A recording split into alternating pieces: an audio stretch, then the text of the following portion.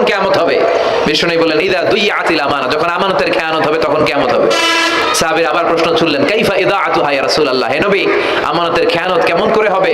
বিষ্ণু বললেন ইদা উসিদাল আমরু ইলা গায়রি আহলিহি ফান্তাযিরিস সাআ, যে লোকটা যেই চেয়ারে বসার যোগ্য নয় তাকে যখন ওই চেয়ারে বসিয়ে দেওয়া হবে তখনই কিয়ামত হয়ে যাবে। এরকম আমানতের খেয়ানত তো ভুই করে নাই। ধরেন একজনকে আপনারা প্রধান বক্তা হিসেবে দাওয়াত দিলেন, জানে না কোরআন, জানে না হাদিস, জানে না বক্তৃতা, এটা কিয়ামতের আলামত না? এটা আমানতের খেয়ানত না? এই দেশে শিশু বক্তা আছে না নাই? কথা কন।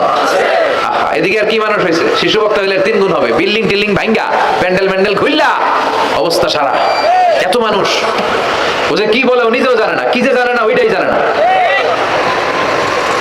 সবকিছুর একটা বয়স আছে, তোমাকে পড়াশোনা করতে হবে, তোমাকে ডিগ্রি অর্জন করতে হবে, তোমাকে জানতে হবে, তোমাকে বিশ্লেষণ করার, অ্যানালাইসিস করার ক্ষমতা রাখতে হবে।